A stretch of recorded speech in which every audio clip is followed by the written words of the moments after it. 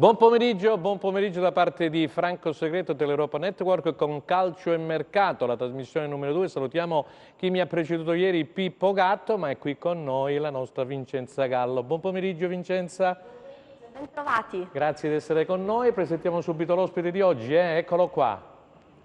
Vittorio Scarpelli, Gazzetta del Sud. Grazie Vittorio. Buon pomeriggio. E poi avremo tante telefonate via Skype, ci metteremo in contatto con operatori del calciomercato, qualche giocatore, qualche giornalista, insomma, qualcosina bolle in pentola. Allora, io direi di partire da dove praticamente col replay da dove abbiamo terminato, nel senso che il Cosenza si è salvato era il 31 luglio, l'ultima giornata per una serie anche di fattori concomitanti, il famoso gol di Luca Garritano, no? Lo ricordiamo tutti, caro Vittorio, Chievo-Verona contro il Pescara, la sconfitta di quello che è stato del Perugia a Venezia, poi play-out tra Pescara e Perugia, nel frattempo era retrocesso il Trapani che poi si è appellato al CONI, qui io faccio un po' quello che è successo in questi ultimi 28 giorni, un riassunto, è stato bocciato il ricorso, così come ci aveva anticipato anche il nostro amico, consulente della Procura Federale, l'avvocato Antonio Quintieri, che salutiamo, il Trapani che ha fatto l'ennesimo ricorso per avere la BIA poi allargata a 22 insieme al Perugia,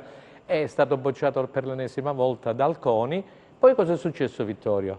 In casa Cosenza, partiamo naturalmente dal Cosenza, no? Potrei essere telegrafico perché in effetti non è successo molto. Non è successo molto perché ormai siamo abituati a questo trend diciamo del presidente Guarascio, del direttore sportivo Trinchera, ovvero il mercato del Cosenza si fa negli ultimi 20 giorni, o meglio si conclude gli ultimi 20 giorni. Ciò significa che qual è il problema? Che al via virtualmente abbiamo una squadra, il problema è che non abbiamo una squadra magari amalgamata, come è accaduto lo scorso anno, quindi non è una nostra previsione, però andando le cose esattamente come lo scorso anno, avremmo una squadra poco amalgamata o non amalgamata che paga inevitabilmente lo scotto. Noi ci auguriamo che non andrà in questo modo.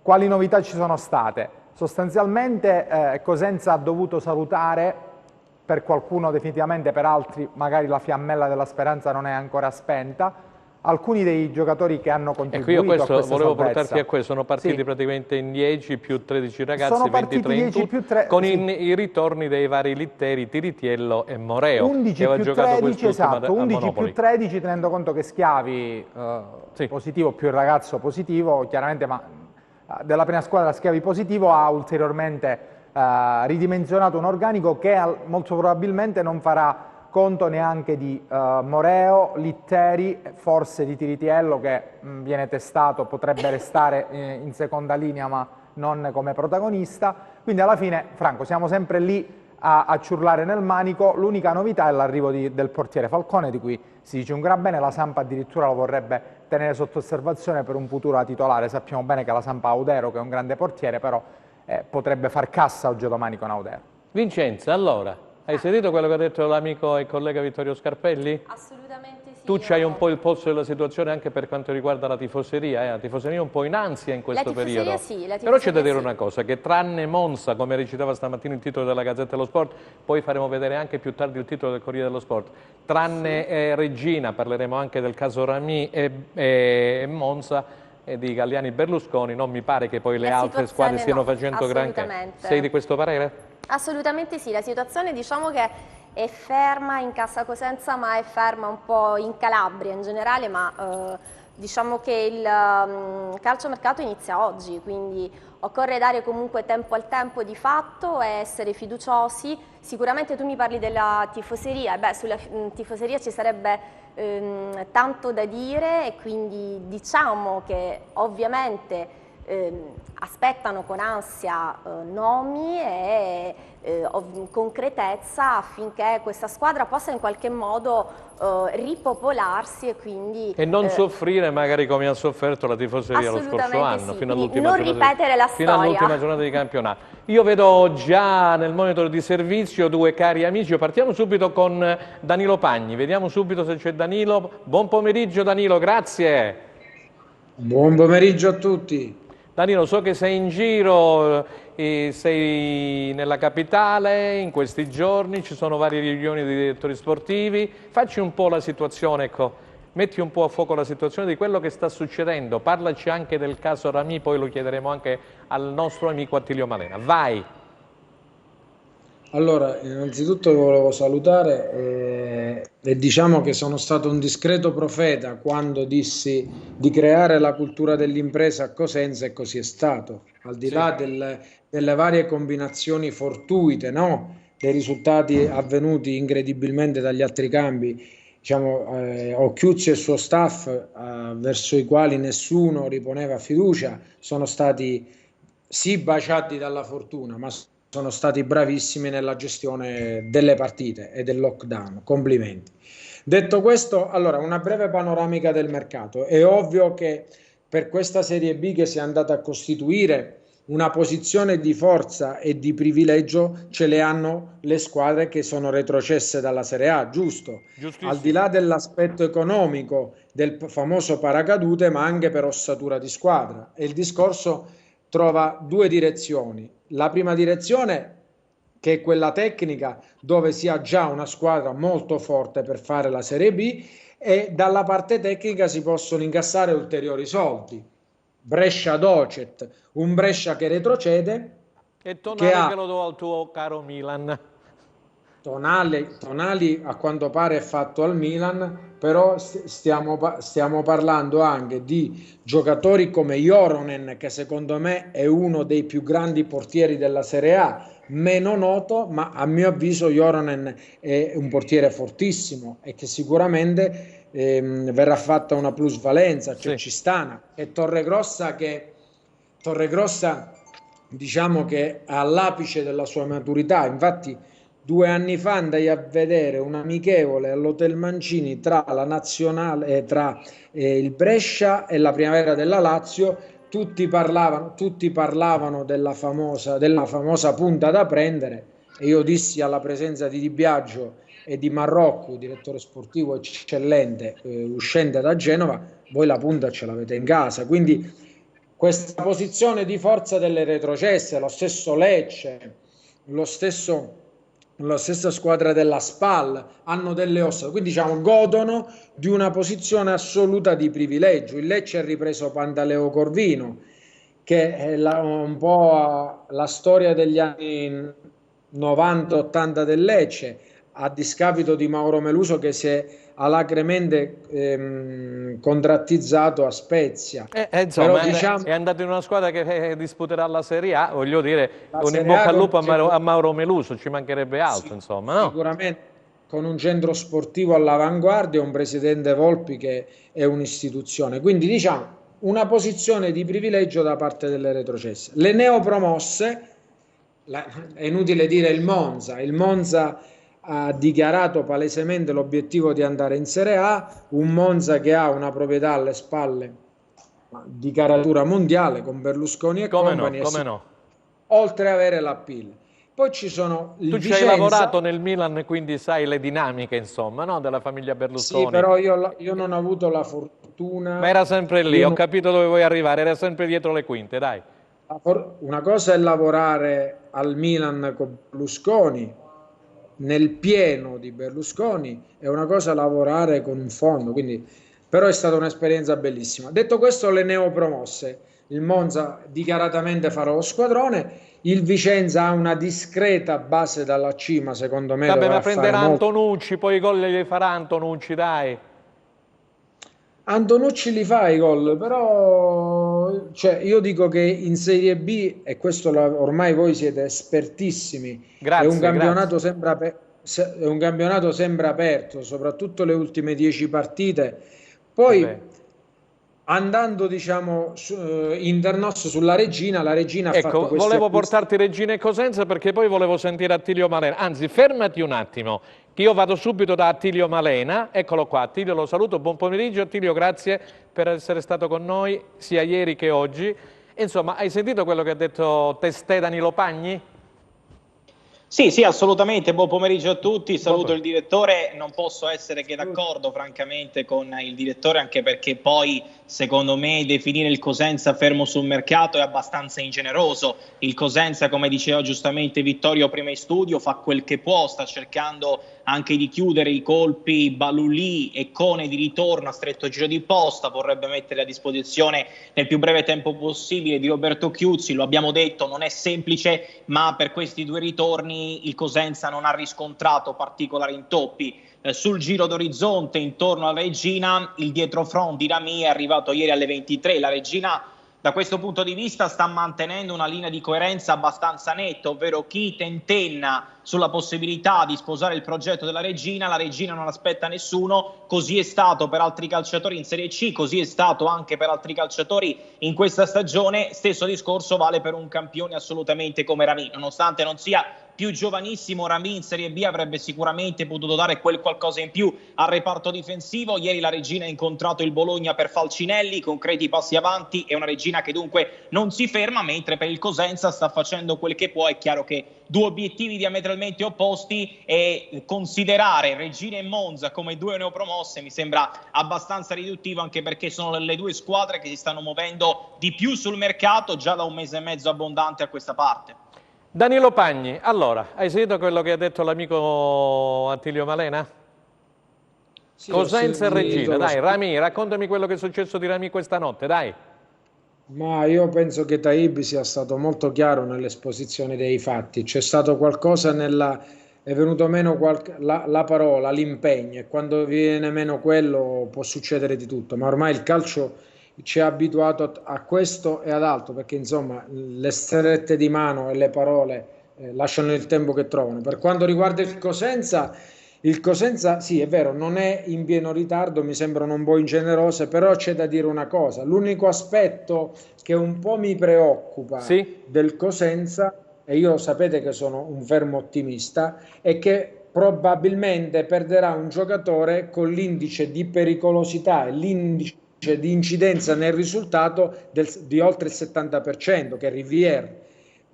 È vero che i giocatori ce ne sono tanti, ma aver avuto la bravura, la fortuna di aver capito un giocatore di quel livello non è facilmente sostituibile, quindi l'incidenza sul risultato e sulle prestazioni che ha avuto questo calciatore un po' mi preoccupa, però sono certo che troveranno le alternative.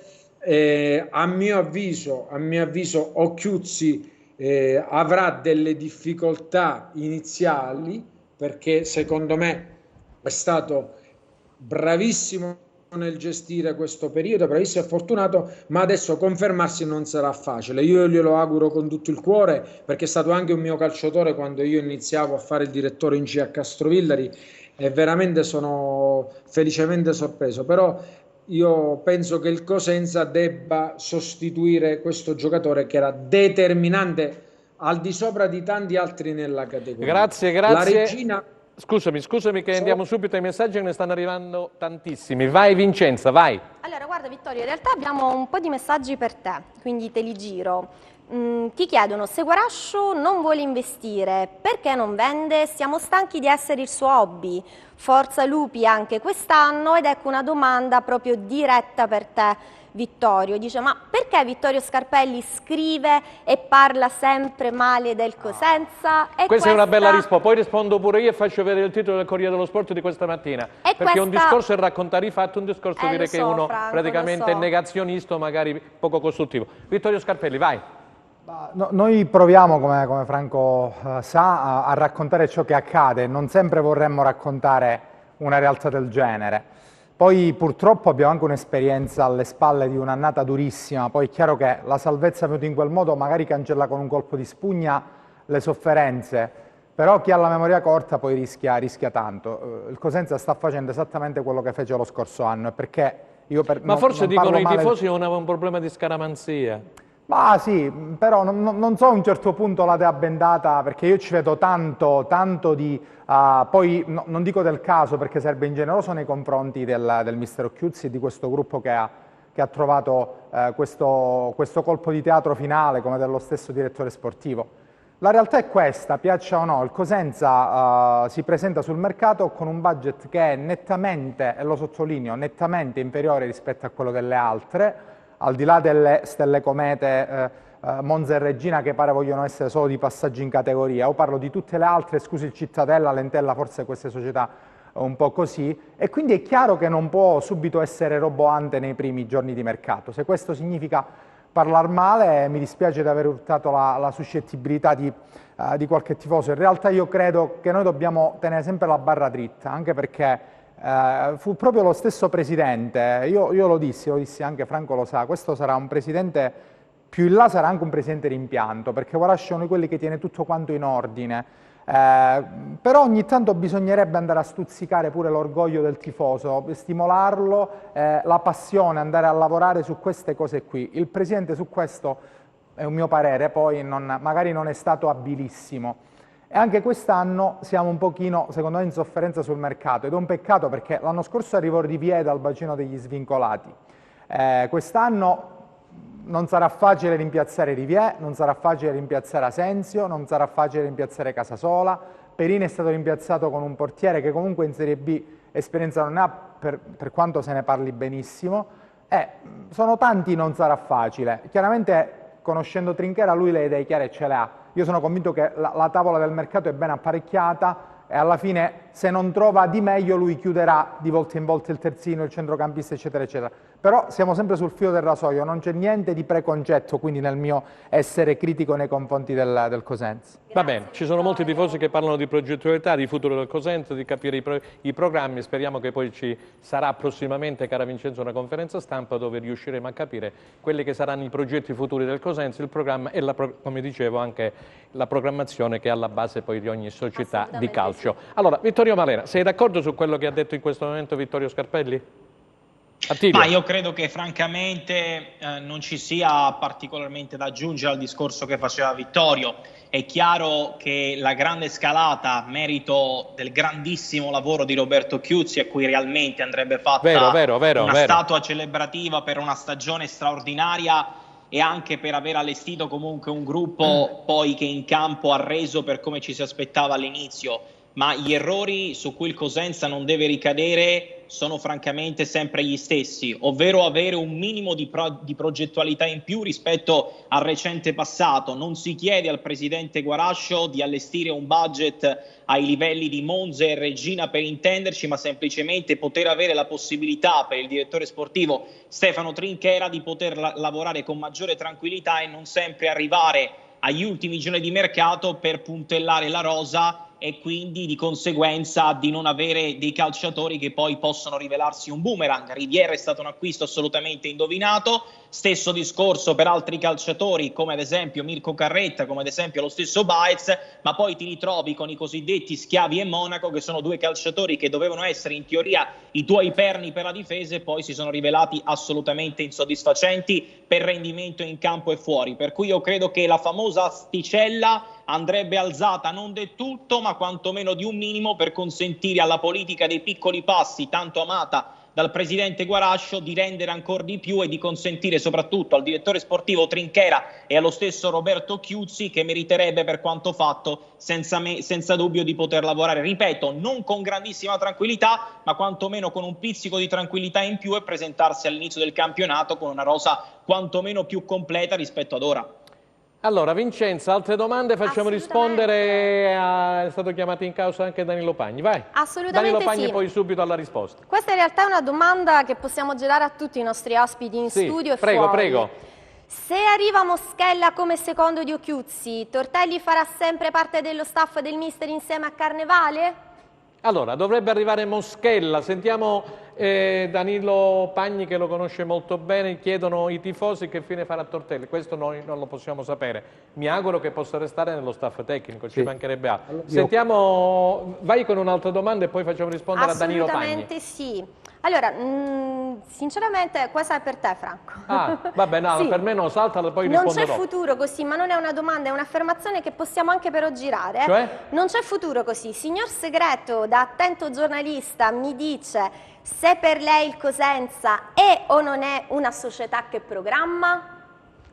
al momento di programmazione non ne ho vista tanta io. Mi auguro che da questo anno in poi, facendo leva, come diceva Attilio Malene, pensando a quello che è stato negli anni precedenti, nell'anno passato principalmente, il presidente Guarascio, che è persona avveduta, un manager, voglio dire, poi è un imprenditore serio e capace, e sugli errori del passato possa programmare, possa progettare un Cosenza diverso da quello che abbiamo visto, ripeto, nell'ultimo anno. E proprio su questa ultima cosina che tu mi dici, mi servi un assist ancora per Vittorio. Notizie di prima mano circa i giocatori Moreo e Litteri che il Cosenza vuole cedere? Sì, una piccola chiosa, rubo. Scusami, mi fai rispondere prima Danilo Pagni, che poi bene. deve lasciarci perché c'è una riunione alle 15:30 e siamo già in pubblicità o quasi. Danilo, puoi rispondere anche a quello che ho detto io? Alla stessa domanda che è stata rivolta a me sulla progettualità, eccetera.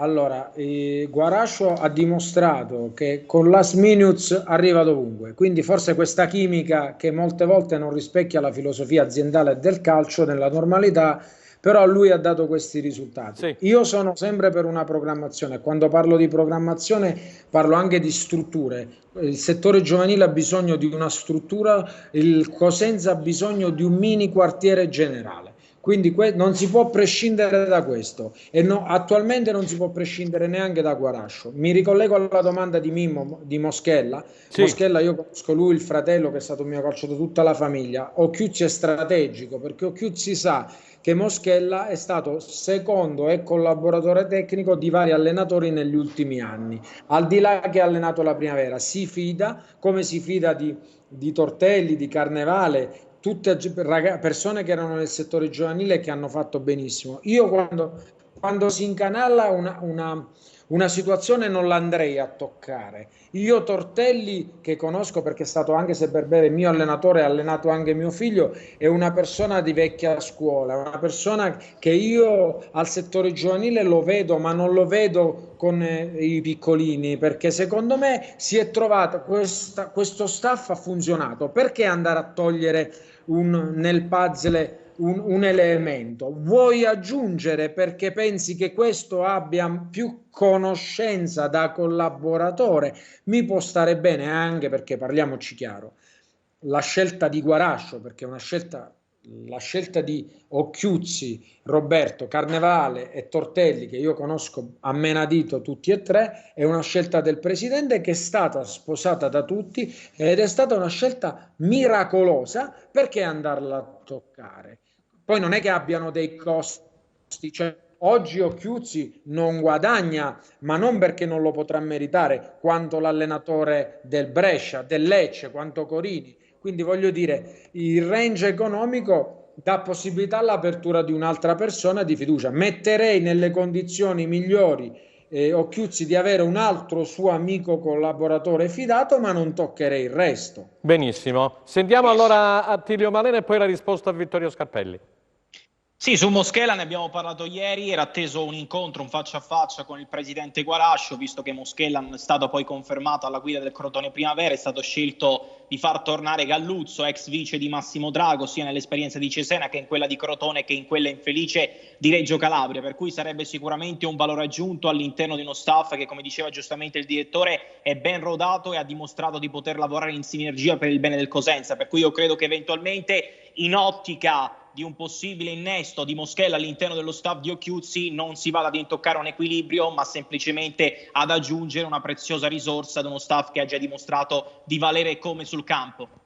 Ok, Vittorio Scarpelli, Sì, sei stato tirato in ballo pure tu. Una chiosa che riguarda, vai. Moschella. Moschella collaborerebbe per la terza volta con Occhiuzzi, perché con lui ha già più che altro ha lavorato tra virgolette da calciatore. Compagni di squadra, sì, con a Rende, Mimmo a Toscano Cosenza. allenatore. Sì, quindi alla fine si conoscono Gli davvero, anni erano davvero 2007-2010, Mirabelli. Quei range di Mirabelli, esattamente a cavallo tra Rende e Cosenza. Occhiuzzi ha chiesto di ampliare lo staff. Questo significherebbe che di sicuro Tortelli non si tocca. Anche Carnevale presumo tornerà a essere lì, ma Carnevale potrebbe comunque tornare al settore giovanile, ma su questo non c'è dato sapere. Per quanto riguarda i due giocatori, mi si parlava di Moreo e Litteri, l'obiettivo di Trincheri è andare a far giocare Moreo. Per quanto riguarda invece Litteri, lui disse che voleva andare a Catania, comunque pare che si stia esprimendo bene, chi vivrà vedrà.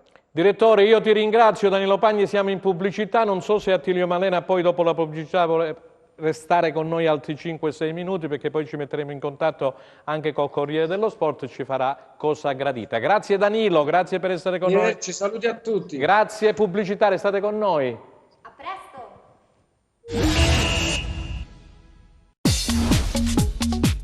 Cerca Teleeuropa sul tuo Play Store o Apple Store e scarica la nostra app.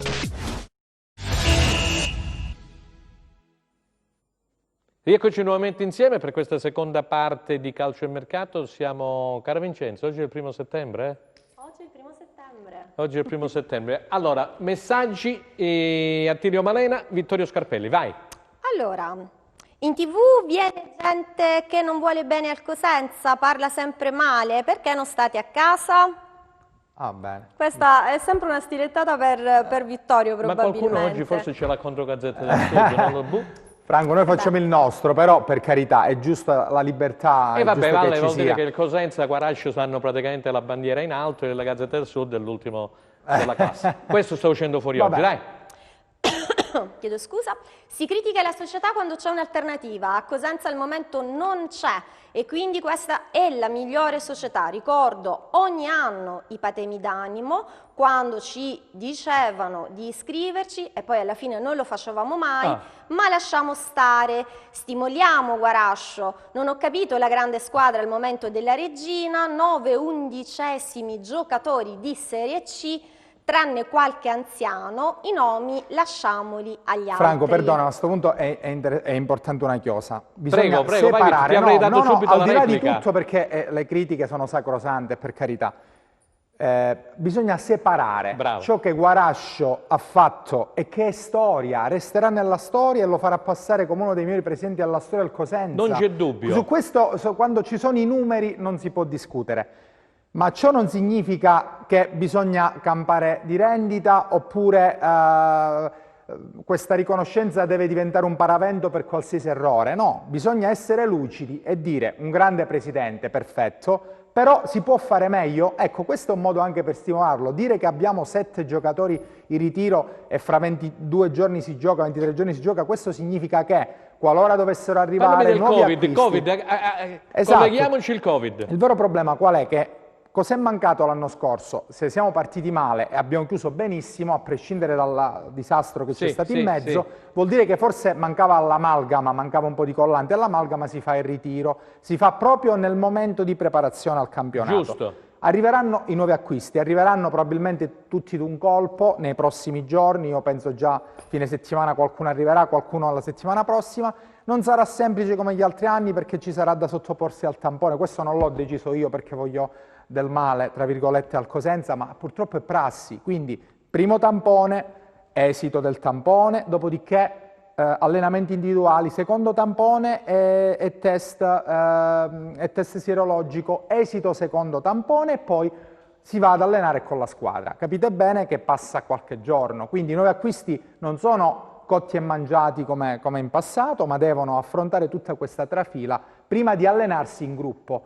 Questo inevitabilmente fa perdere del tempo. È un dato di fatto anche questo. Nessuno toglie a Guarascio e alla società ciò che ha fatto in questi anni e sarebbe da ipocriti dire che è un presidente che ha sbagliato altro. Però che la gestione sia in questo momento tentennante è sotto gli occhi di tutti. Se poi vogliamo vedere un'altra realtà, per carità, ognuno è libero di dire quello che vuole. Benissimo, allora, grazie Franco, per la... se mi permetti, dato che è arrivato un messaggio proprio in extremis e si collega tanto con quello che giustamente tu stai dicendo, Vittorio, mi chiedono e ci chiedono di conseguenza, ma è possibile sopportare ogni anno questa situazione? Guarascio dovrebbe cominciare a cedere parte delle sue quote? Questo sicuramente... non bisogna andare completamente dall'altra parte. Ripeto, Guarascio il suo lo ha fatto bene, fortuna, non fortuna, siamo al 3° anno di Serie B. Certo è che non è facile, perché Guarascio in passato ha dimostrato di non gradire molto altre presenze, ma ogni presidente gestisce con la propria tasca come vuole. Quindi io la vedo difficile che entri qualcuno.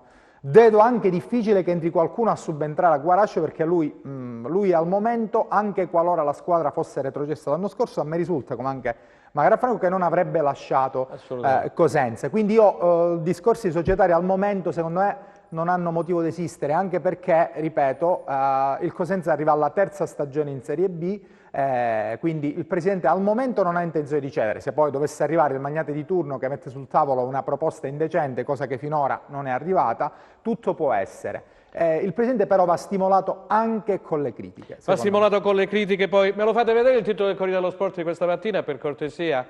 Questo è il titolo del Corriere di questa mattina. Cosenza ancora in alto mare. Abbiamo detto la verità, è stata detta la verità, poi sentiremo anche Vincenzo Sardo, perché? Perché il Cosenza al momento, come abbiamo detto all'inizio, insieme a tante altre squadre, è al palo quasi, perché è arrivato solo un giocatore, Falcone. Oggi, come diceva giustamente Vincenzo Gallo, è partito ufficialmente il calciomercato. Ricordo agli amici che ci seguono da casa, dalla Calabria e dalla Sicilia, che il prossimo campionato partirà il 26, mancano 25 giorni, diamo tempo al tempo, può darsi che qualcosa, come diceva giustamente Vittorio Scarpelli, maturerà sicuramente, deve maturare, perché poi le rose sono formate da 24-25 calciatori. Hai parlato di Balui, Attilio Malena ha parlato di Conè, ora c'è questo ragazzo del Cagliari che si è svincolato, dei calciatori, degli attaccanti probabilmente si guarderà all'estero. Attilio Malena, hai visto, questo è il clima che regna in città.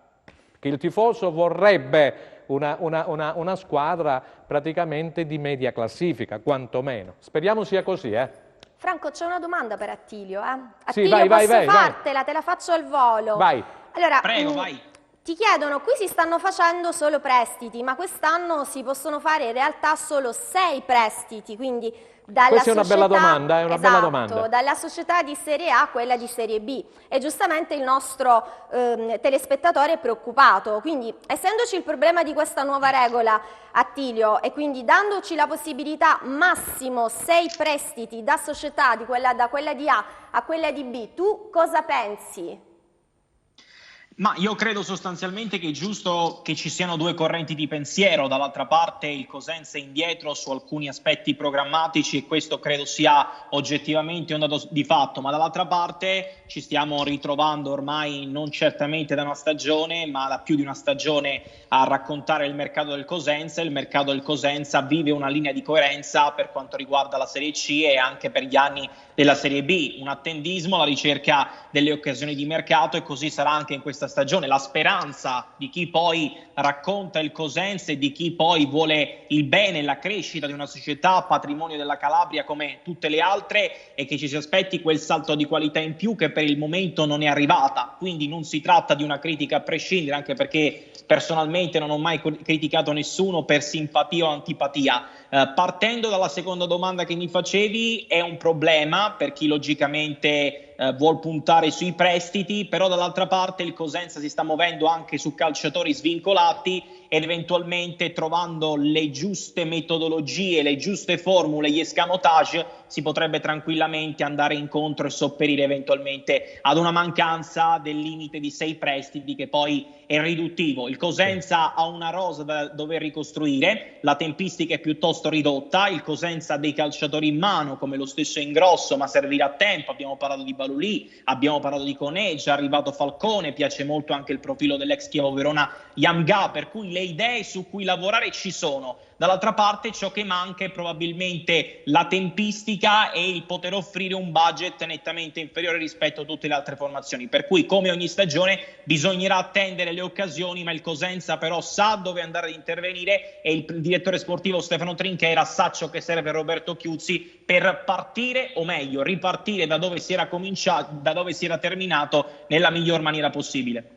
E allora grazie a Attilio Malena, io chiedo in regia grazie a voi, a Luca Chito, grazie per essere stato con noi, poi ci risentiremo nelle prossime trasmissioni, c'è Pippo domani, poi domani c'è, scusatemi, Fabio Di Poeto, giovedì Pippo, venerdì ancora noi. E allora chiamatemi per cortesia Vincenzo Sardo del Corriere dello Sport, vediamo se riusciamo a metterci in contatto e che cosa pensano del Cosenza, delle squadre calabresi a livello nazionale. Vai con i messaggi. Io ne approfitto, Vittorio, ti giro un altro paio di domande. Abbiamo parlato di cedere o non cedere le quote da parte del nostro Presidente. Allora, i nostri telespettatori si chiedono, ma c'è qualcosa di vero sulle notizie per quanto riguarda l'incontro tra Lucio Presta e Guarascio o addirittura tra il nostro Presidente Guarascio e Coscarella? Allora, per quanto riguarda Presta, dalle mie verifiche, ripeto, che sono verifiche che riguardano comunque me e i miei contatti, pare che non ci sia nulla al momento o nulla di imminente comunque. Lucio Presta è comunque una persona che è molto legata a questa città, questo è sicuro, però non mi pare che al momento ci sia qualcosa che stia bollendo in pentola. Per quanto riguarda Coscarella, lo ha ammesso lo stesso Presidente Guarascio, quindi perché eventualmente smentire una cosa del genere? In passato c'erano stati degli abboccamenti dovuti a mio giudizio più che altro a un discorso legato al settore giovanile, non penso ad un ingresso in società se non per questa tipologia qua, ma anche questa situazione a mio giudizio da un mese a questa parte, un mese e mezzo a questa parte è andata via via scemando. Chiaramente questa esplosione di eventuali compratori o in alcuni casi sedicenti compratori è stata azzerata dall'impresa della squadra di Occhiuzzi, perché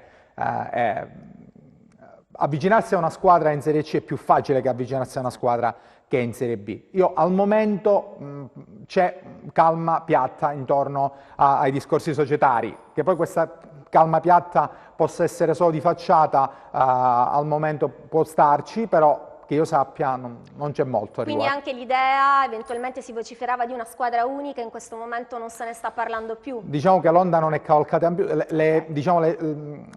il cordone ombelicale che avrebbe potuto legare queste due realtà è stato reciso dal fatto che il Cosenza è rimasto in B e Rende è retrocesso in D, quindi al momento questa possibilità non c'è. Perfetto, beh, andiamo avanti con... Scusami un attimo perché forse non riusciamo a metterci d'accordo con Vincenzo Sardo in contatto. Chiedo a Luca Chito, vediamo se riusciamo ad avere magari via telefono. Forse è meglio, abbiamo anche il numero di telefono. Grazie Luca, facciamo un altro tentativo. Vai avanti, Io vado Vincenza. avanti perché questa è veramente una domanda molto interessante, Franco. Giustamente il nostro telespettatore dice: si parla di un budget che non permette o non permetterebbe probabilmente a Tirinchera... È un budget, esatto, sì. Esatto, risicato anche rispetto probabilmente all'anno scorso, di poter agire per il... chiedo scusa, di poter agire per il meglio sul mercato. Allora, il nostro telespettatore chiede: cosa conta di più di fatto? Spendere tanto oppure saper spendere? Sicuramente saper spendere. Sicuramente saper spendere. È chiaro che un buon piatto si fa con determinati ingredienti, ma se uno è un buon cuoco, nella fattispecie Trinchera ha dimostrato di essere bravo, riesce a tirar fuori, non dico un capolavoro, ma un piatto più che dignitoso, anche avendo ingredienti diversi da quelli principali. Sicuramente conta saper spendere. Molte squadre che hanno straspeso, Pescara, Perugia, hanno rischiato di retrocedere o sono retrocesse, e molte altre, l'Empoli, non è andato come ci si attendeva, è uscito al primo turno dei playoff. Qui non è tanto un discorso di budget, è un discorso a mio giudizio di aspettative e di prospettive. Il Cosenza dopo 2 salvezze probabilmente meriterebbe di aspirare a un qualcosa in più, a un campionato tranquillo, a un campionato con una sorpresa finale, che so, dei playoff. Ed è veramente questo ciò che preoccupa, al di là del budget, perché anche il Cittadella ha dimostrato che con un budget inferiore anche a quello del Cosenza si può continuare ad arrivare in maniera forsennata ai playoff e si può sfiorare la Serie A. Il discorso è che comunque poi il Cittadella si porta dietro uno scheletro di giocatori dalla Serie C che sono rimasti tali, cambiando solamente qualche piccola pedina, ed è rimasto comunque in Serie B anche a lottare per la Serie A. Il Cosenza invece di scheletro uguale non se ne può parlare, rimangono 6-7 giocatori e poi gli altri 15-20 ogni volta cambiano. Il vero problema è questo, e quando si ha un budget così è chiaro che la situazione è questa, perché appena arriva il giocatore di turno che vuole l'aumento di contratto va fuori budget ed è chiaro che viene rispedita al mittente. Parliamo di cose che stanno accadendo, Perina, Capela, Bittante. Mi stanno arrivando un sacco di WhatsApp pure sul mio telefono, il mio numero personale, molti mi chiedono, abbiamo già parlato di programmazione, ci stiamo forse dilungando un po' del Cosenza, poi nella seconda parte, nell'ultima, sentiremo anche la collega sempre di Gazzetta del Sud, parleremo anche del Crotone, però io volevo introdurre anche il discorso Regina, perché ne ha parlato sia Danilo Pagni, sia Attilio Malena, questa rottura con Ramier, è arrivato Lafferty, erano arrivati altri giocatori importanti come Menes. Allora, che cosa sta succedendo secondo te in casa Regina? E mi auguro che ci mettano in contatto col Corriere, perché abbiamo delle belle notizie da dare e quindi non vorrei bucare queste notizie che insomma stanno per essere raccontate. Vai Vittorio. Diciamo che la Regina ha avuto un grandissimo vantaggio, come l'ha avuto il Monza, come l'ha avuto anche il Vicenza, che è stato quello di sapere il proprio destino con 1 mese e mezzo d'anticipo rispetto a chi come il Cosenza ha dovuto lottare fino in fondo, o a chi anche di più come il Pescara, ad esempio. Il problema qual è? Che forse il tempo era anche troppo, chi ha troppo tempo poi per pensare rischia in qualche modo di sbagliare qualcosina. A questo va aggiunta l'ambizione della Regina, perché prendere Menez non significa solo arringare la piazza, ma prendere un giocatore di qualità e voler dare un tocco di qualità ulteriore a un organico che è già quotato, come ha dimostrato la promozione. Quindi io credo che alla fine la Regina farà comunque un ottimo mercato, ha avuto tempo, ha iniziato a prepararsi prima, poi è sempre il campo che è giudice supremo, quindi vedremo. E allora ci fanno segno la regia che abbiamo recuperato Vincenzo Sardo al Corriere dello Sport, perché via Skype c'è forse qualcosa che non è andata per il verso giusto. Vediamo se per telefono ci siamo. Vincenzo, buon pomeriggio, ci sei? Buon pomeriggio a tutti, ciao Franco. Ciao, grazie per aver accettato l'invito. Qui ho il collega Vittorio Scarpelli di Gazzetta del Sud, la nostra collaboratrice Vincenza Gallo. Si stava parlando di questo discorso di Rami che nella notte è saltato della Regina, la grande squadra che sta facendo la Regina, il Cosenza che è ancora al palo tranne il portiere, appunto Falcone. Ecco, che si dice a livello nazionale di queste due società? La Regina va avanti con il discorso che ha avviato praticamente con l'insediamento di Luca Gallo alla presidenza, alla proprietà e alla presidenza del club, perché praticamente ha detto subito io ho grandi ambizioni, sono in una grande città e quindi sono inevitabilmente portato, devo fare così. In effetti sta facendo così. Ho sentito un po' i discorsi che si facevano anche a proposito del Cosenza.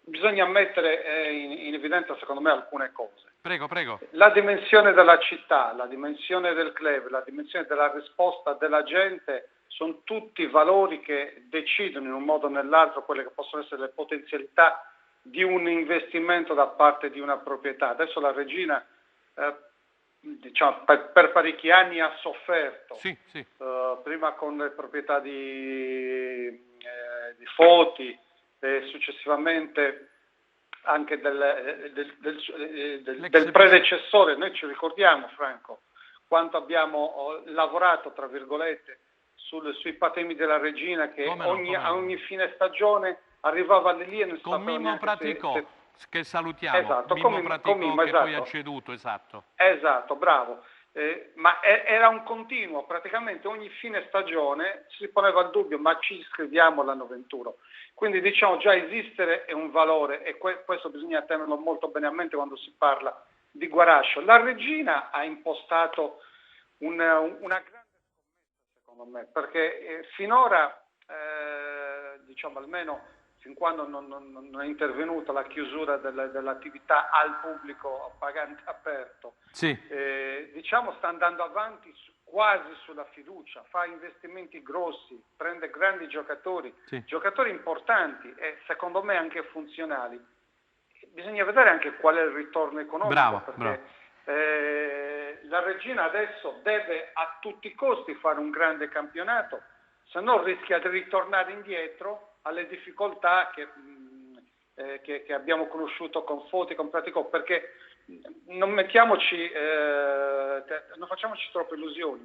Un imprenditore, per quanto ben disposto e pronto a fare dei sacrifici, non è che ci deve rimettere il suo patrimonio, quindi questo deve essere importante. La cosa non deve poi valere come alibi per tutte le situazioni. Giusto. Perché se a Reggio Calabria si sta lavorando in una determinata direzione, mi sembra che a Cosenza si sta lavorando in una direzione leggermente opposta. Sì. Vediamo in studio se c'è Vittorio Scarpelli o la nostra Vincenza Gallo per Vincenzo Sardo che abbiamo recuperato a volo. Sì, in realtà c'è una domanda sempre per quanto riguarda ovviamente questione rossoblu. Chiedono, è vero, chiedo scusa, l'interessamento del Cosenza per Shadi Ukadda del Torino? Vabbè, un ragazzo del 2000, 99, insomma. Sì, ne parlavamo prima di entrare in oltre a Conese è un trasmissione. sito che è stato lanciato su qualche sito, eccetera, può darsi. E poi Franco c'è una precisazione dell'avvocato Antonello Aprile, Sì. che in realtà è interessante. Che salutiamo l'avvocato Aprile di Cosenza nel cuore, sì. Vorrei precisare qualcosina sulla riforma dei prestiti. Il limite per questa stagione sarà di 8, 8 sì, e non infatti. di 6. Quindi... Inizialmente era 6, poi ce lo dice anche Vincenzo Sardo, però sapevo anch'io di 8, esattamente. Sì, anche perché è riferito ai calciatori over 22 in realtà, quindi ecco perché. Vittorio, vuoi chiedere qualcosa a Vincenzo? Sì, è un caso che a muoversi finora siano state solo le neopromosse, abbiamo visto anche prima un'analisi, io ho visto un Monza molto attivo, una Regina molto attiva, lo stesso Vicenza che un paio di colpi li ha già battuti, la Reggiana, oppure cioè, è dovuto al fatto che abbiano avuto più tempo per poter lavorare, per l'entusiasmo, mentre le altre sono un pochino al palo, il Cosenza e altre 5-6 squadre proprio ristagnano con al massimo un acquisto. A cosa è dovuto questo? È un discorso di ambizioni della società? Al Covid, come dice il Presidente Guaraccio, il Covid ha influito notevolmente, per carità, ed è la verità, perché poi Botteghin è venuto meno. È una variabile, ecco. Volevo capire, visto che insomma è dentro a questioni del mercato generali, anche della Serie B, a cosa è dovuto questo? Se è solo entusiasmo, più tempo a disposizione per poter operare o c'è dell'altro? Ma guarda, sicuramente è l'ambizione, perché io ricordo che il Monza ha incominciato a fare gli acquisti per il campionato di Serie B che non era arrivato neanche a metà del campionato di Serie C, che stava stradominando. Quindi già chiaramente in vantaggio rispetto a qualsiasi altra rivale del girone A, con una decina di punti, 10-12 punti, parlo di dicembre, in vetta alla classifica, ha iniziato a pianificare già gli acquisti per il campionato di Serie B, perché il Monza il campionato di Serie B lo vuol vincere. Come lo vuol vincere? Il Vicenza. Il Vicenza non sottovalutiamo la potenza economica di Renzo Rosso, che non sarà certo quella di Berlusconi che regge le redini del Monza insieme a Adriano Galliani, ma Renzo Rosso è una grandissima potenza economica, quindi se ha deciso di riportare il Vicenza nei quartieri altissimi del calcio italiano, lo fa con una strategia e a ragion veduta. Diverso è della Regina, ho parlato prima, diverso è il caso della Reggiana, che è venuta fuori dai playoff e che mi sembra stia facendo un mercato all'insegna delle intanto mettiamo radici in B, poi se ne riparla.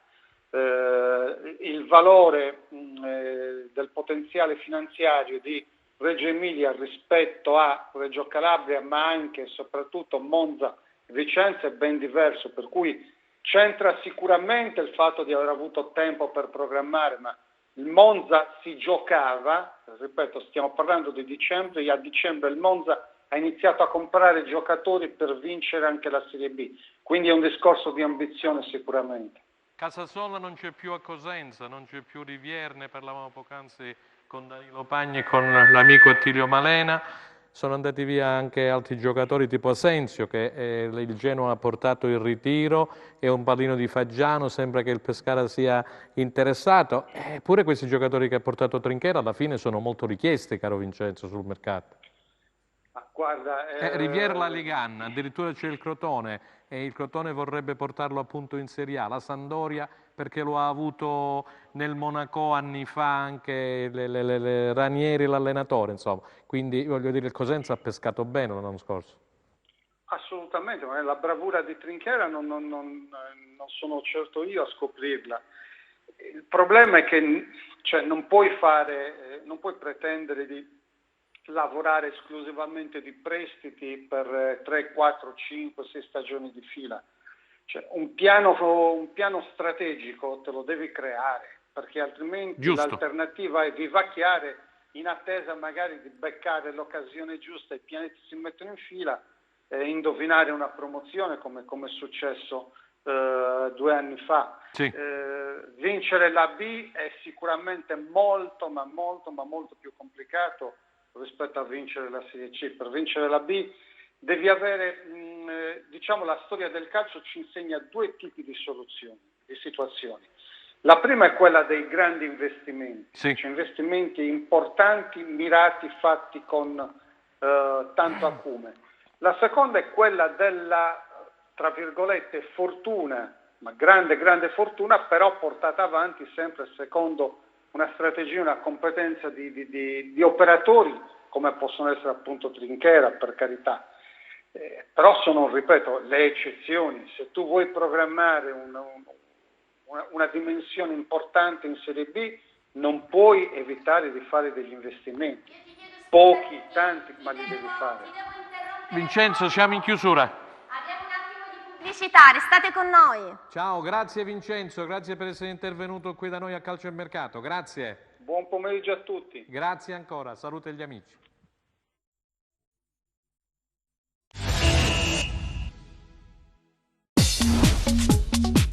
Cerca Teleeuropa sul tuo Play Store o Apple Store e scarica la nostra app.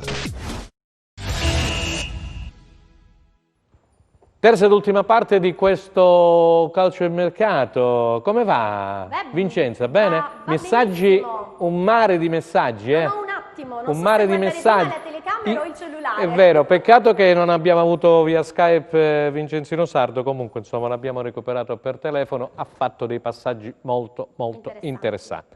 L'ultimo passaggio è stato quello che quando si va avanti negli anni, ha sottolineato negli anni con i prestiti, signori miei, non si va da nessuna parte perché un minimo, come dicevano Danilo Pagni prima, Attilio Malena dopo, di progettualità in ogni famiglia, in ogni casa, in ogni impresa deve esserci.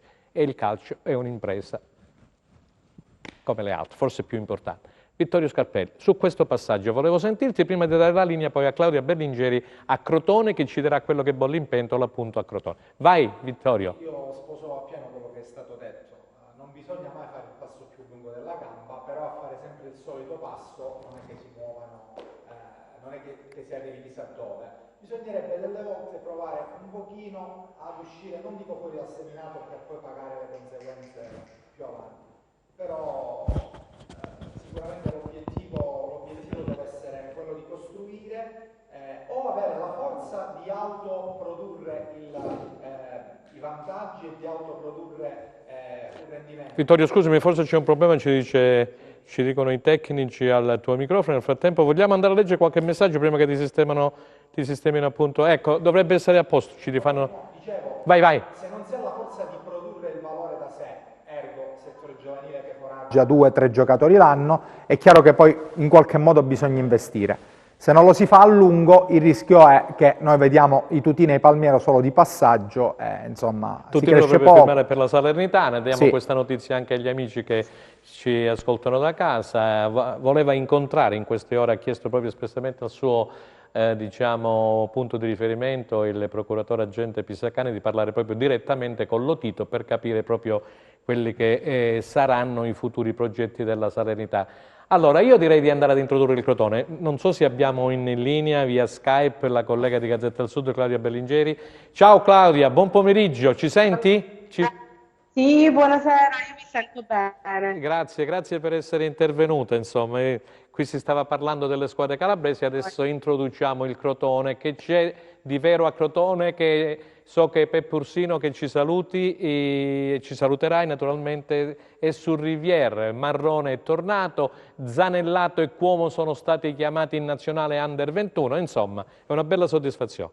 Vai Claudia.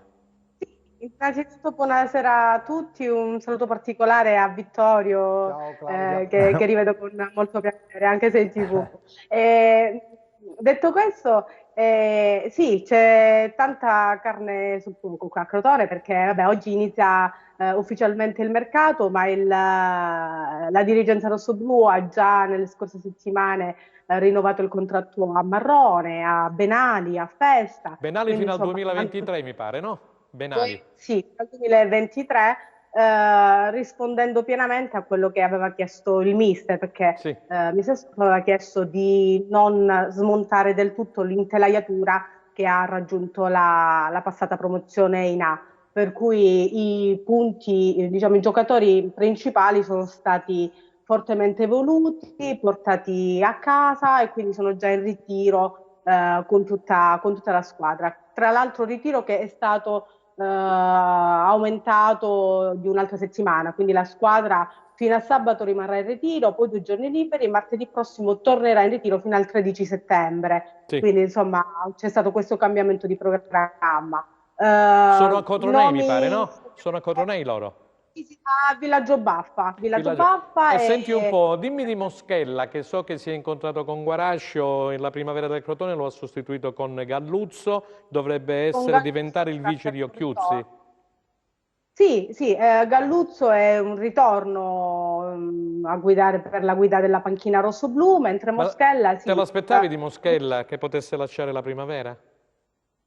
Onestamente no, però sapevo che il presidente Vrenna voleva cambiare un po' tutta la guida tecnica, ma di tutto il settore giovanile. Diciamo che c'è stato questo ricambio che non riguarda solo Moschella, ma tutti gli allenatori delle giovanili rossoblu, per cui insomma era nell'aria. E appunto si vocifera che dovrebbe andare ad affiancare Occhiuzzi lì da voi nel Cosenza. Senti un po', le amichevoli, ci dici qualcosa? Le amichevoli sono state già stabilite? No, ancora ufficialmente non è stato confermato nulla. Proprio stamattina ho chiesto dell'amichevole che ci sarebbe con la Regina il 5 settembre, ma dall'ufficio stampa del Crotone... Nessun ufficiale, ho capito. No, allora io do la parola dunque Vittorio dopo, insomma facciamo parlare prima Vincenza Gallo. Vincenza, vuoi intervenire pure tu sul discorso Crotone? No, guarda, in realtà io avrei diciamo più che una domanda, un'affermazione, perché sul Crotone giungono ovviamente messaggi di congratulazioni per quello che è stato il loro percorso fatto dall'inizio alla fine, dove probabilmente c'è stata veramente una programmazione importante e degna di nota. Di contro rilanciavano sul Cosenza, ma io giro la domanda ovviamente alla nostra, a Claudia. Quanto è realmente quindi importante la programmazione se si vuole provare a fare un percorso come quello che ha fatto il Crotone, e quanto di contro invece è poco importante, chiedono i nostri telespettatori, avvicinarsi solo ed esclusivamente magari ad un mercato fatto solo di svincolati. O magari di prestiti. Claudia, ci puoi rispondere? Puoi rispondere a Vincenza? Sì. Certo, rigiro i complimenti al Presidente, perché il merito ovviamente è tutto suo e della dirigenza e dello staff tecnico. E allora, io dico una cosa, che la programmazione è fondamentale. I Vrenna sono a capo del Crotone Calcio da 28 anni, per cui hanno preso questa squadra dalla prima categoria e l'hanno portata in Serie A. Per cui la programmazione è fondamentale. E poi oltretutto quando non hai un budget illimitato come Monza e Regina, Vicenza, come queste grandi della Serie B, devi per forza fare di necessità virtù, e quindi qui sta la bravura nella riuscita ad affiancare un buon direttore sportivo che abbia dei collaboratori in giro in tutto il mondo, perché poi il Crotone pesca non solo in Italia e soprattutto dalle giovanili, ma anche all'estero. Vedi Simi, che è stato il capocannoniere l'anno scorso in Serie B, è stato pescato in Portogallo dalla Serie B portoghese, per cui insomma questa è la bravura di una squadra che non ha un budget illimitato. E assolutamente il mercato degli svincolati, ci sono i pro e i contro, perché se un giocatore sta bene e ha voglia di rimettersi in gioco, e allora è una buona scommessa, altrimenti vedi Maxi Lopez lo scorso anno. Maxi Lopez ha avuto dei problemi, tant'è che è finita alla San Benedettese, insomma, in Serie C. Sì, alla San Benedettese. Sì, poche presenze, una sola rete, tra l'altro sul rigore, mentre appena entrato lui, quindi davvero è stato un flop. Sentiamo Vittorio anche se- Scarpelli, Claudia. Sentiamo Vittorio Scarpelli che ha chiesto di porre una domanda. Vai. Ciao Claudia, innanzitutto è un piacere rivederti. Allora, domanda riguarda più che altro le ambizioni di questa squadra. È chiaro che una neopromossa, quando si affaccia un campionato di Serie A, anche se non l'aveva lasciato troppo tempo fa, quindi qualche giocatore è rimasto dall'ultima esperienza, punta subito alla salvezza, poi si vede chiaramente. Però voglio capire, secondo te, la squadra così fatta al momento può essere competitiva per lottare per la salvezza? Dove interverrà o dove interverresti? O comunque quali sono al momento i punti che vanno rafforzati nel Crotone? No, vanno presi almeno un giocatore per reparto, se non di più, nel senso che almeno altri 2 difensori ci vogliono, altri 2 centrocampisti pure, e in attacco non puoi affidarti solamente a Simi e a Messias, che comunque hanno fatto un gran bene e hanno tanta voglia Claudia, di Rivière dimostrare... che mi dici di Rivière, di questo interessamento di Peppe Ursino su Rivière? Il interessamento piace, ma come ben sapete i giocatori affiancati al Crotone sono stati tanti, perché comunque Ursino è il direttore generale Raffaele Vrenna, che si occupa anche del mercato. Ora si è affiancato di una nuova figura, Preti, come collaboratore, proprio per dare una mano a Ursino e appunto Raffaele Vrenna. Ma sembrerebbe vicino il Caduri, poi piace anche Pulic della Stella Rossa, piace Dell'Orco, che è un giovane difensore, Nzola, attaccante che conosciamo del bene, sì. I giocatori insomma sono tanti, ma io sono abituata ormai che con Ursino e con Raffaele Vrenna i colpi di scena non mancano mai, per cui mi aspetto alla fine l'ufficializzazione di qualche giocatore del quale ancora il nome non si è fatto. Non si è fatto, sono le strategie poi di mercato di ogni società, giustamente. Va bene. C'è una domanda, Franco, c'è una domanda per Claudia, così sì, poi la lasciamo andare via, sì, che dobbiamo chiudere sul Cosenza, Claudia, che ne arrivano tantissime. Ferdinando D'Arende ti chiede, a te che sei un'esperta, come mai il Crotone, anziché puntare su Rivière, non tenta qualche colpo di sicurezza per la Serie A, tipo, non so, un Donnarumma, un Torregrossa, un Balotelli? Torregrossa sarebbe un ritorno, visto che qua diciamo si è lanciato Torregrossa da Crotone. Su Donnarumma già l'anno scorso c'era stato un aggancio, però il giocatore non voleva lasciare per motivi familiari Brescia. Balotelli lo vedo un po' difficile. Sì, difficile non solo per l'ingaggio, ma anche perché insomma sarebbe un giocatore da dover gestire soprattutto molto, molto bene. Non escludo che magari possano fare un colpo. L'anno scorso, parlavamo poco fa di Maxi Lopez, nessuno se lo aspettava un colpo del genere. Poi è andata come è andata, però insomma Stroppa sicuramente ha chiesto giocatori di categoria da affiancare alla rosa già all'intelaiatura che già c'è, che già conosce i meccanismi di gioco del mister, per cui insomma sicuramente andranno a prendere 3-4 elementi di categoria. Grazie Claudia, sperando di averti con noi, perché noi andiamo avanti fino all'inizio del campionato, quindi sicuramente busseremo nuovamente alla tua porta a Crotone. Grazie. Piacere. Buon proseguimento. Grazie Ciao, Claudia, Ciao, grazie. Claudia. E allora, torniamo, abbiamo fatto una bella carrellata sul Crotone, abbiamo parlato della Regina, insomma di tutto e di più, poi ci occuperemo anche del Catanzaro nelle prossime trasmissioni, dove c'è il nostro amico Cerri, direttore sportivo, dove c'è Calabro, che si era parlato tempo fa che insomma il Cosenza era interessato a lui, quando c'è stato lui si è accasato poi alla Viterbese, se non ricordo male, e insomma parleremo anche delle altre calabresi, compreso la Vibonese. C'è un discorso dell'AIA che volevo introdurre, perché quest'anno, cara Vincenza, non ci sarà più CAN Serie A e CAN Serie B, sarà tutt'uno, quindi vedremo qualche arbitro importante e di peso e di livello finalmente anche a Cosenza, come lo è stata Aureliano, la VAR, ma come almeno era avremmo... Aureliano di di Bologna, come Fornò, come Sacche, che sono stati i primi nella graduatoria. Quindi per i nostri amici telespettatori da quest'anno sarà un discorso unificato, cosa che aveva diviso, divide e timpera, ti ricordi, no? Il signor Nicchi. Allora, vai, ritorniamo a bomba, mancano pochi minuti sul Cosenza. Vittorio, mi chiedevano di Baez e Bruccini.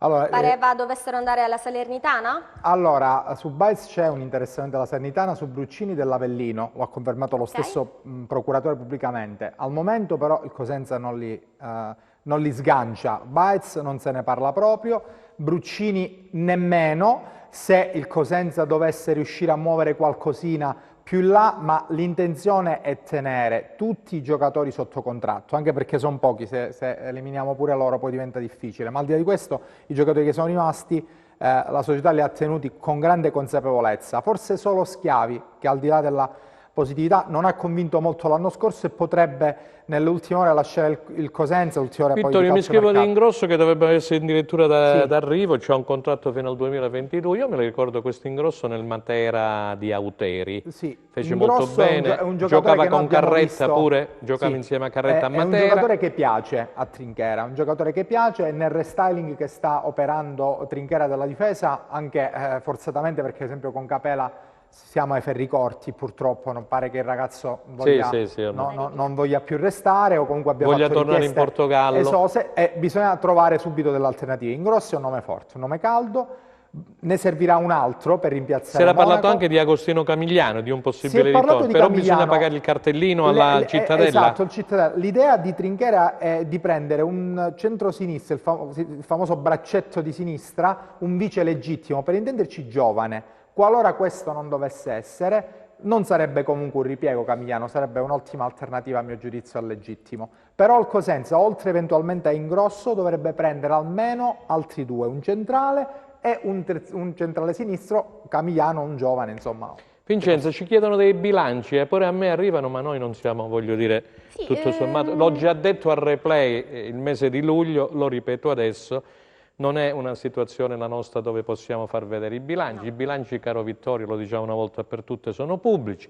Chi è intenzionato, interessato ai bilanci del Cosenza Calcio non deve far altro che recarsi alla Camera di Commercio, pagare i diritti camerali, chiedere il bilancio del Cosenza Calcio SPA, SRL, non lo so quello che è, ma sarà una società per azione, e naturalmente poi lo porterà al proprio commercialista e naturalmente fugherà tutti i dubbi. Per quanto riguarda qui, noi da Teleeuropa non possiamo assolutamente dire del bilancio sì, bilancio no, in attivo, in chiusura, in passivo. Sono pubblici, caro Vittorio. La pensi come me o no? Assolutamente. È diciamo che dobbiamo parlare d'altro, non possiamo fare i conti in tasca a nessuno. Sappiamo quanto si elargisce ogni anno per costruire la squadra, tra l'altro è pubblico anche questo. Sappiamo quanto investono le altre. Sono stati pubblicati sul sito della Lega di Serie B. Quindi. Sappiamo quando investono le altre, senza voler dare giudizi di valore, ci sono i numeri, carta canta. Di sicuro c'è anche chi spende meno al Cosenza, giusto a titolo informativo, ma come ho detto prima si tratta di realtà come il Cittadella che hanno un'organizzazione completamente diversa, molto radicata anche nel passato e che si autosostiene soprattutto, cosa che qui al momento francamente abbiamo visto poco, basti pensare che nessun giocatore del vivaio negli ultimi anni ha esordito, quindi il valore interno non c'è mai stato. Facciamo un in bocca al lupo anche a Mezzina, che è stato praticamente, gli è stato allungato il contratto, il responsabile del settore giovanile, sperando, come giustamente dici tu, di vedere oltre a Sueva, a Quintiero, non so se Quintiero poi sarà ceduto perché non è in raduno, non è in ritiro alla Villa Fabiano. C'è Pavel Patitucci che è un portiere di cui comunque si parla bene. Speriamo di vederne qualche altro, magari in prima squadra aggregati durante il corso del campionato. Vincenza, allora vai. Guarda, io al volo sulla questione... No, ancora abbiamo qualche minuto, 5 minuti li abbiamo. No, al volo, e adesso capisci perché ho detto al volo. Ah, al volo, che non è la navetta, non è la navetta per l'aeroporto, no? Sulla questione bilancio al volo, effettivamente sono arrivati un paio di messaggini. Ah sì? No, io anche sul mio personale, io quindi... Vedi, di qualcuno che probabilmente è andato lì ed è andato a curiosare, come giusto che sia, perché come hai detto tu sono documenti assolutamente pubblici, quindi cui possiamo accedere tutti quanti. E pare che ci siano insomma delle vocine un pochino strane che hanno a che fare con un forte aiuto per quanto riguarda il terreno e quant'altro, dei soldini che sono andati via sul manto erboso. E allora ci stanno chiedendo, dice, ma possibile che tutti questi soldi vanno via per provvedere a... Noi sappiamo dei soldi dei sediolini che ne ha sempre parlato il Presidente Guarasci. Di sicuro questo ad onor di cronaca, perché comunque bisogna raccontare ciò che accade, c'è stato un investimento importante lo scorso anno. E l'ha detto il Presidente, lo ha sottolineato più volte. Quindi bisogna dare atto, perché l'ha sottolineato proprio più perché volte. A noi piace la verità, non parteggiare per nulla e nessuno. Così come i sediolini, sono C'è stati soldi che ha speso sul il Cosenza campo, sui Calcio. sediolini, altri interventi ritenuti necessari. Quest'anno i ritocchi, anche in virtù di quello che è stato fatto l'anno scorso, saranno inferiori. Quest'anno la vera mannaia è il mancato introito dagli abbonamenti, il mancato introito dagli incassi di pubblico finché non sarà possibile. Molti chiedono pure a me per le partite che hanno perso, è chiaro che devono rivolgersi alla società, gli abbonati, per vedere un attimino come recuperare, perché Franco, poi ogni presidente, ogni società... È chiaro, ci sono 6 partite che, tra virgolette, gridano vendetta. Chiaramente non è stata volontà della società né di nessuno. Vabbè, è stato un caso eccezionale. È necessaria, insomma, però giustamente ci sono centinaia e centinaia di abbonati che vogliono capire se ci sarà qualche sconto su eventuali abbonamenti, giusto dirlo, perché non sappiamo ancora se e quando apriranno gli stadi. Ho parlato anche con qualcuno che mi dice no, i gadget non ne vogliamo. Forse si parla in queste ultime ore di aprire solo per gli abbonati. Solo per gli abbonati, sì. Per carità. Gravina sta spingendo in questa direzione. Un'agevolazione magari per chi era già abbonato, perché anche l'anno prima ci sono stati dei problemi, ricorderemo Cosenza Verona che non si è disputata, quindi una partita in meno, abbonamenti che erano stati sottoscritti prima della riforma dei campionati, quindi le partite perse in realtà erano... ce n'erano altre perché il campionato non era a 22 ma era poi diverso. Siamo in chiusura, Vincenzo, ci fanno segno dalla regia che dobbiamo chiudere, dobbiamo lasciare spazio alla rete e mi auguro che insomma abbiamo fugato tanti dubbi, abbiamo dato tante notizie, abbiamo avuto con noi Danilo Pagni, direttore sportivo molto in gamba, interessante, ha lavorato qualche anno fa insieme a Massimiliano Mirabelli nel Milan. Abbiamo ringraziato e salutato il nostro amico Attilio Malena, così come il nostro amico del Corriere dello Sport Vincenzo Sardo e non ultima Claudia Berlingeri di Gazzetta del Sud, sperando di averla con noi, come dicevo, nelle prossime occasioni, perché poi insomma andremo, calciomercato è sempre in movimento, Vittorio, tu lo sai meglio di me, quindi le cose possono cambiare da un momento all'altro. Allora, siamo ai saluti finali, Vincenzo. Siamo ai saluti finali, io non posso leggerli tutti i commenti, ma ti assicuro che ci fanno e ti fanno soprattutto i complimenti per la trasmissione, quindi grazie. È una trasmissione che sta funzionando, noi siamo contentissimi. Dobbiamo ringraziare il nostro direttore che ha avuto questa intuizione. Lo salutiamo e Attilio lo ringraziamo. Sabato, sei sempre a noi molto vicino. Lo saluto, che mi ha accolto in questa grandissima famiglia. E ho detto ieri buona la prima, adesso concludiamo con buona la seconda, che dici? Meglio così, sì, meglio così. Lei naturalmente, Vittorio, sarà in compagnia di Pippo Gatto il lunedì e il giovedì, in compagnia del sottoscritto il martedì e il venerdì. Per oggi è tutto, dobbiamo solamente salutare, grazie a Vittorio Scarpelli di Gazzetta del Sud. Grazie a voi. Qualche punzecchiatura c'è stata, ma te la sei cavata benissimo. Ci sta, perché poi sai, il mio motto è sempre quello lì di Goethe, alle due figlie che ne stici vera, accontentare tutti è sempre difficile. Grazie, alla prossima, arrivederci.